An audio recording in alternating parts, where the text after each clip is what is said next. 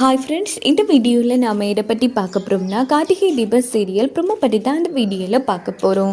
நம்ம அபிராமி முழு சொத்தையும் கார்த்திக் பேருக்கு எழுதி வச்சதால ஆனந்த் பயங்கர கோபப்பட்டு ஒரு மாதத்துக்கு ஃபேக்ட்ரியில் கார்த்தியை தொழிலாளராக வேலை பார்க்க சொல்கிறாங்க. அப்படி மட்டும் பார்த்தா இந்த சொத்து கதையை எடுக்க மாட்டேன் அப்படின்னு சொல்லும்போது உடனே கார்த்திக் தொழிலாளராக வேலை பார்க்குறதுக்கு சம்மதிக்கிறாங்க. அதுக்கப்புறமா கார்த்தி ஃபேக்ட்ரிக்கு லேபராக ட்ரெஸ் எல்லாம் பண்ணிட்டு கிளம்புறாங்க. இதெல்லாம் பார்த்து தீபா அபிராமி ரொம்ப கஷ்டப்படுறாங்க. ஸோ அதே மாதிரி லேபர்ஸ் கிட்டே தன்னோட நிலைமையை புரிய வச்சு ஒரு மாதத்துக்கு உங்கள் கூட வேலை பார்க்குறேன் அப்படின்னு நம்ம கார்த்தி ரொம்ப கஷ்டப்பட்டு வேலை பார்க்குறாங்க.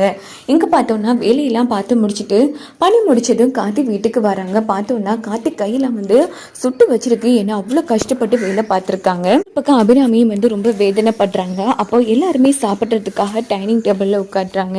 ஆனால் கார்த்திக் மட்டும் வராமலே இருக்காங்க. அப்போ தீபா இன்னிட்டு கார்த்திக் சார் வரல அப்படின்னுட்டு உடனே அபிராமி கார்த்திகை கூட்டிட்டு வர சொல்றாங்க. அப்போ தீபா கார்த்திகை கூப்பிட வராங்க. அப்போ கார்த்தி இல்லைங்க கிளம்புங்க, எனக்கு பசிக்கல அப்படின்னு சொன்னதும் உடனே கார்த்தி தன்னோட கையை மறைச்சிக்கிறாங்க. பார்த்தா வேலை செஞ்சு கார்த்திக் கை அவ்வளோ காய்ச்சி போயிருக்கு. இதை பார்த்து தீபா அதிர்ச்சி ஆறாங்க. சார் என்ன சார் இதெல்லாம் அப்படின்னு கேட்டதும் அதெல்லாம் ஒன்றும் இல்லைங்க, இதான் ஸ்டார்ட், ஸோ போக போக பழகிடும் அப்படின்னு சொன்னதும் ஐயோ இதெல்லாம் பார்த்தா தான் ரொம்ப ஃபீல் பண்ணுவாங்க, இருங்க சார் வர அப்படின்ட்டு தீபா மருந்தெல்லாம் போட்டு விடுறாங்க. இதெல்லாம் பார்க்கும்போது எனக்கு ரொம்ப கஷ்டமா இருக்கு கார்த்திக் சார், இங்கே பாருங்க அதெல்லாம் ஒன்றும் இல்லைங்க, அம்மாவுக்கு தெரியுமண்ணா. சரி சார் நான் ரூமுக்கே சாப்பாடு எடுத்துட்டு வரேன் இருங்க அப்படின்னு சொல்லிட்டு நம்ம தீபா என்ன பண்றாங்கன்னா அத்தை நீங்க எல்லாரும் சாப்பிடுங்க, வார வழியில கடையிலேயே கார்த்திக் சார் சாப்பிட்டுட்டாரா அப்படின்னு சொன்னதும் அப்ப சரிமா அப்படின்னு சொல்றாங்க. சோ யாரும் ஃபீல் பண்ணக்கூடாதுங்கிறதுக்காக யாருக்குமே தெரியாம தீபா என்ன பண்றாங்கன்னா கார்த்திக்கு சாப்பாடு எடுத்துட்டு போய் சாப்பாடெல்லாம் ஊட்டி விடுறாங்க.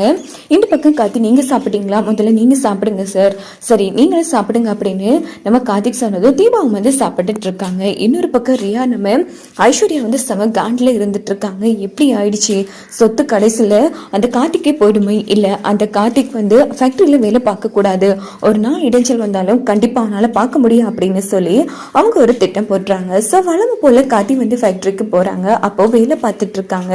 அங்க இருக்கிற ஒருத்தவங்களுக்கு ஃபோன் போட்டு இங்க பாருங்க அந்த கார்த்தி அந்த ஃபேக்டரியில தான் வேலை பார்க்கறான், அவன் என்ன நடக்குதோ எது நடக்குதோ தெரியா, இதான் அவன் கடைசியா வேலை பார்க்கறனால இருக்கணும், அவன் கதையை முடிச்சிடு, உனக்கு இவ்வளவு பணம் வேணாலும் தர அப்படின்னு சொன்னதும் அதுல ஒரு ரவுடி என்ன பண்றாங்கன்னா வேலைக்கு சேர்ற மாதிரி சேர்ந்து நம்ம கார்த்தியை போட்டு தள்ளுறதுக்கு திட்டம் போடுறாங்க.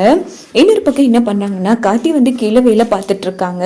மேல ஒரு வரல் மாதிரி ஒண்ணு கட்டி வச்சிருப்பாங்க. சோ அதை எப்படியாச்சும் நம்ம கார்த்திக் மேல தள்ளி விட்டு கார்த்திகை கொல்லணும்னு திட்டம் போடுறாங்க. நம்ம போட்ட திட்டம் இப்போவாச்சும் சக்சஸ்ஃபுல்லா ஒர்க் அவுட் ஆகும் இல்லைங்கிற மாதிரி ரியா ஐஸ்வர்யா கிட்ட கேக்குறாங்க. ஆமா கார்த்திக் அதை முடிச்சிருச்சுன்னு நினைச்சுக்கோ அப்படின்னு சொன்னதும் அப்ப அந்த ரவுடி என்ன பண்றாங்கன்னா அந்த வரல் எடுத்து நம்ம கார்த்திக் மேல தள்ளி விட போறாங்க.